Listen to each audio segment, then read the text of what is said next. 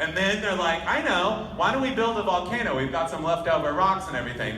And so only active volcano in Southern California. Yeah, no, they imported it. They said they imported it from the Mojave Desert. This was an oddity, a curiosity, a moment to distract you while you're waiting in line for fried chicken dinner. I know. And now in that little box, in that little dark box down there, is the little person who is actually operating. I don't know if you can see, but he's the little devil right there, and he's going like this. So it's so bizarre. It's so creative. It's so unique. It's so kind of alternative. It's so like original. Where else in this world are you going to go and find something like this?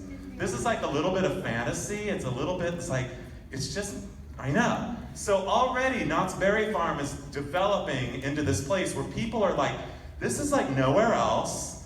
We will drive 2 hours without freeways. There's no freeways yet, not even one. We'll drive all the way in our private motor car on a Sunday afternoon to hit this place up for fried chicken dinner and to hang out and be amused by the amusements. I know. And then they're like, let's get really crazy and let's make a, uh-oh, come on. Okay, there you go. Have you guys ever heard of a cattywampus?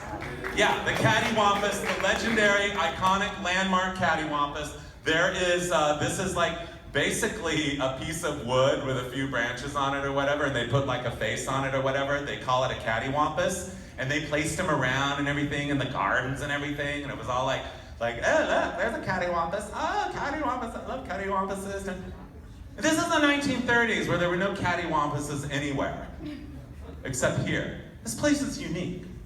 And so there is still one cattywampus, you guys. When you go through GhostTown and that big giant windmill next to the livery stable, look right down at the base and there's a cattywampus there going, hi, I'm left over from the 1930s. Aren't I awesome? I know. And Walter Knott himself loved American history, so he saw fit to build a replica of George Washington's fireplace at Mount Vernon, which you can still see to this very day. You can still see this display. It is like back in the corner, like when you go, okay, you know, like where, okay, fried chicken dinner restaurant and everything, and then there's the to-go chicken, and then there's the bakery, you know, out on Beach Boulevard, you know what I'm talking about.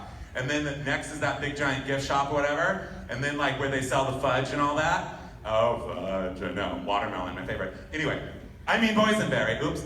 Anyway, so, no, if you go back where the restrooms are back there, that's where you're gonna see the original like rock garden, and look over in the corner and you're gonna see this. It's still there as a tribute to Walter Knott's vision of paying tribute to history. And I love her, she's quite the poser. I don't know if she's like a Knott's Berry Farm on her way to go bowling or what, but anyway. And not only that, they bring in music. Because this place is spirited. This place has life. This place has originality. This place is amazing. They bring in these entertainers. This is Shirley Beeman and her brothers, and they're singing, and I know they had a song called the Boysenberry Boogie, and then today, while I was driving here, I was listening to the soundtrack that you guys might have been listening to just now before the show started, and there was another song that I think was theirs that was called the Hamburger Boogie. Don't you love like songs called like Boysenberry Boogie and Hamburger Boogie and stuff like that? I know.